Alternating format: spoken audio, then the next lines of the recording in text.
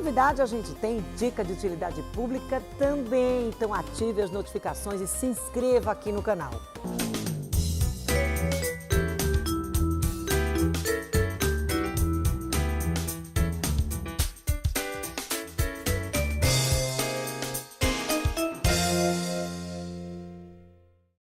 Olá, a gente começa mais uma edição do programa Utilidade Pública. Muito obrigada pela audiência. Hoje a gente vai falar sobre a perda dos dentes, o que isso pode causar, tá? Se essa perda for negligenciada e o que pode ser feito, por exemplo, levou uma queda, bateu ali a boca no chão, quebrou apenas o dente ou o dente caiu inteiro, com raiz. Quem vai estar esclarecendo todas essas dúvidas e mais algumas é o Tiago Santana, que é cirurgião bucomaxilofacial e também especialista em implante. Muito obrigada por estar retornando ao programa Utilidade Pública. Eu que agradeço, Dânia. É um prazer mais uma vez estar aqui com vocês. Quando a gente fala em perda de dente, Tiago, a preocupação que quem trabalha com isso, ou quem tem alguma noção sobre o assunto, vamos resolver logo, porque perdeu um dente. Mas tem gente que a gente conhece que faz assim, não, perdeu, mas foi lá atrás, foi só um, e aí vai negligenciando. O que pode causar? O pessoal realmente costuma deixar de lado, né, essas perdas. E a perda de um dente, por mais que alguns pacientes acreditem, não é tão problemática, qualquer dia eu vou ao dentista e coloco. Não é bem assim que funciona. Só o fato de perder um dente, a gente já perde o volume ósseo, de forma tridimensional. Então, perde em espessura e vai perder também em altura.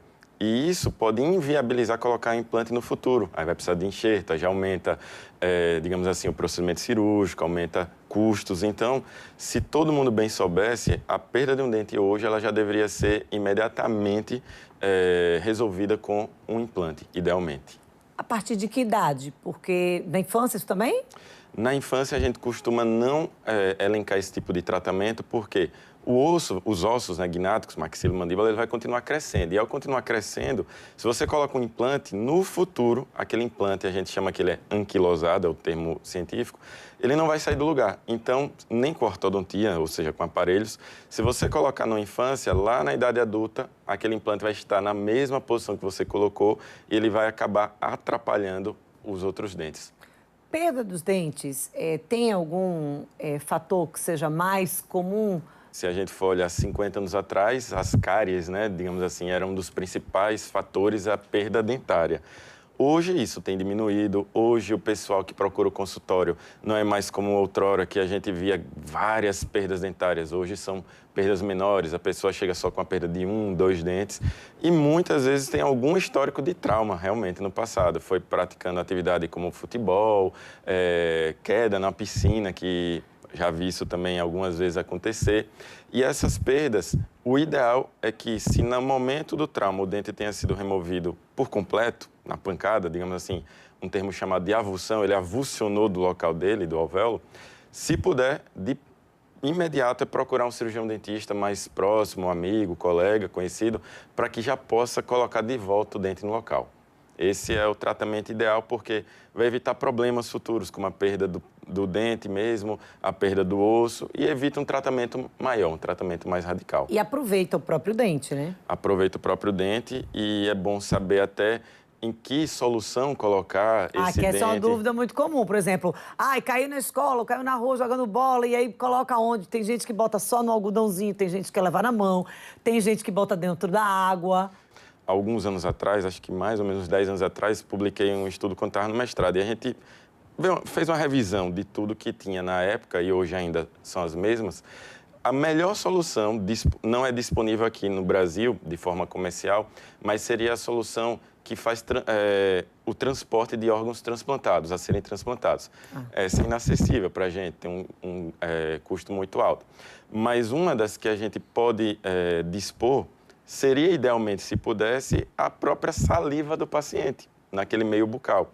Só que a gente tem um grande problema, que é o risco, se for, por exemplo, uma criança, de você colocar aquele dente que foi evolucionado ali, ela pode deglutir. Então, você vai ganhar outro problema, né? Pode, inclusive, ir para a via respiratória.